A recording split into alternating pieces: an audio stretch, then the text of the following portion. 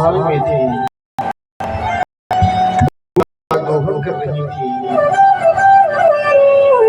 महाराज कोई अपना श्रृंगार कर रही थी। जिन गायों का दोहन हो रहा था महाराज, वो गायें भी भगवान की उस मुरली की आवाज को सुन करके इतनी स्तब्ध हो गई कि उनको भान ही नहीं रहा महाराज। उनके स्तनों से दुग्ध टपक रहा है। जो गोपी श्रृंगार कर रही थी महाराज, उसने एक कान में यदि उसने कान के बाला को पहना है तो दूसरे कान में लग पहनना भूल गई। महाराज हाथों में पहनने वाले आभूषणों को पैरों में पहने हुए हैं। सुध बुध भूल गई सभी ब्रजवनिताएं। एक ही स्वर में महाराज जब भगवान कन्हैया और मुरली बजा रहे हैं, कन्हैया की मुरली की आवाज को सुनते हुए उस स्थान तक पहुंच जाते हैं।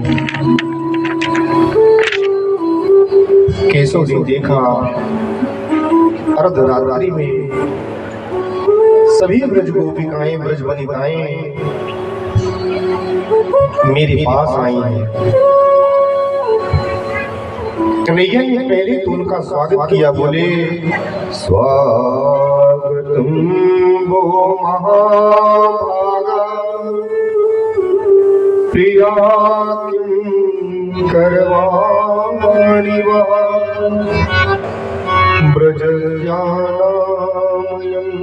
कश्चित् रोतागमनकारणम्।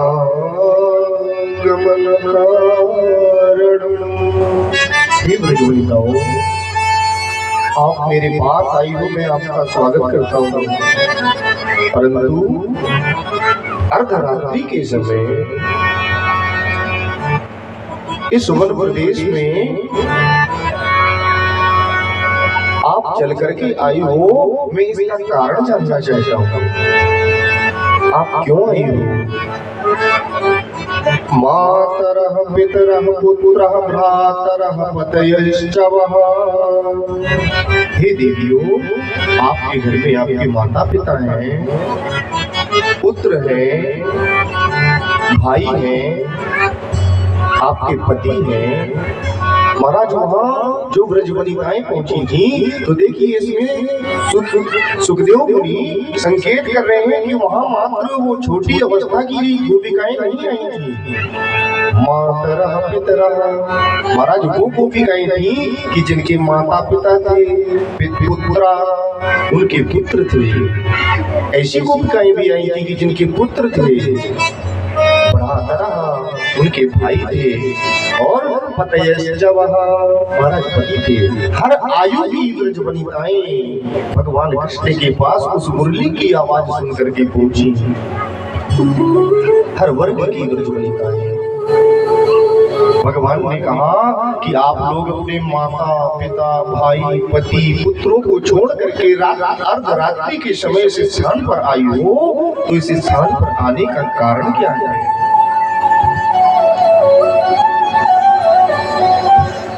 और महाराज आगे कन्हैया ने कहा कि देवियों, भरतुः शुश्रूषणं स्त्रीणां परो धर्मो ह्यमायया। स्त्री का धर्म क्या होता है? स्त्री का धर्म होता है कि महाराज वो अपने पति के चरणों की सेवा करे।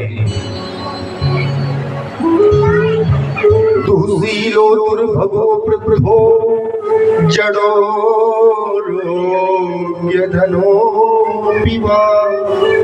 महाराज पति चाहे जैसा भी हो, कन्हैया ब्रजवनिताओं से कह रहे हैं कि तुम्हारा पति दुःशील हो, अभागा हो,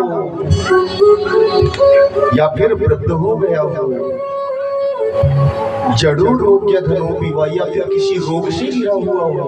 ऐसी अवस्था में भी महाराज पति का साथ नहीं छोड़ना चाहिए, अपने पति के चरणों की सेवा करते रहना चाहिए, पति चाहे जिस अवस्था में हो।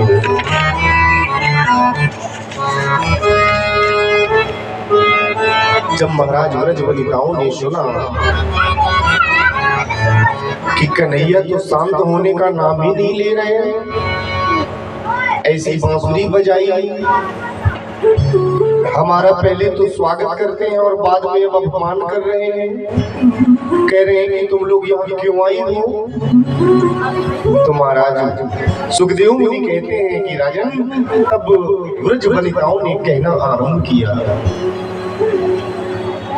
गोपिकाओं ने कहा कि केशव, आप कहते हो कि पति की सेवा करनी चाहिए, पति को छोड़कर नहीं आना चाहिए तुम लोगों को रात्रि के समय, लेकिन एक बात बताओ, यदि पति घर में है तो पति के चरणों की सेवा करना पत्नी का धर्म है, और यदि वही पति किसी कारणवश विदेश यात्रा में चला जाता है तो महाराज पत्नी का धर्म बनता है कि पत्नी उस पति की फोटो को सामने रख करके महाराज उसकी पूजा करती हुई अपने पत्नी धर्म का निर्वहन करे। लेकिन एक बात बताओ, यदि वही पति विदेश से वापस आ जाए और महाराज पत्नी बैठ करके उस फोटो की आरती उतारे, उस फोटो की पूजा करे, तो ये कौन सा धर्म है? केशव, हम जानती हैं कि ये जो हमारे पति है ना, हमारे पुत्र हैं, हमारे भाई हैं, ये हमारे संसार के रिश्ते हैं, ये मात्र फोटो है। और जो जगत पिता है, जगत का पति है, जगत का स्वामी है, जगत का परमेश्वर है, हम उसको छोड़ करके इन फोटो की पूजा करें, इन लौकिक पतियों की पूजा करें। जगत पिता जिसको प्राप्त हो जाए महाराज,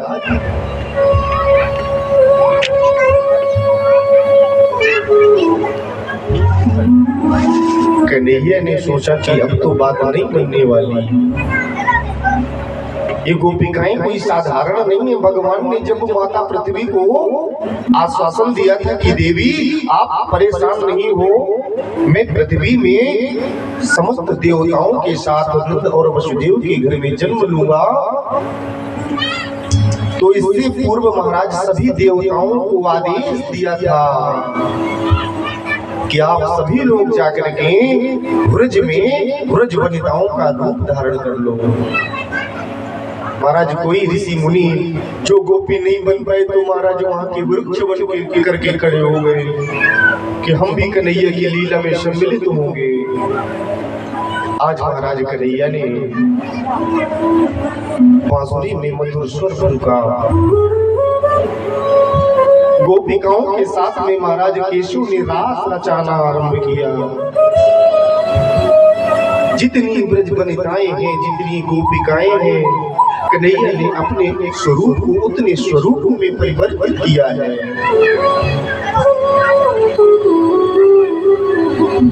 एक एक गोपी के साथ केशव का एक एक स्वरूप। किसी ब्रज वनिता को ये नहीं लग रहा कि कन्हैया मेरे साथ नहीं है। सभी के साथ में महाराज आज हमारे कन्हैया रास रचाना आरंभ करते हैं। रास रचो है वृंदावन कुंज गलन, रास रचो है, रास रचो है, रास रचो है वृंदावन कुंज गलन, रास रचो है, रास रचो है, रास रचो है गलन, रास रचो है, रास रचो है, रास रचो है, रावण कुंज गलन, रास रचो है।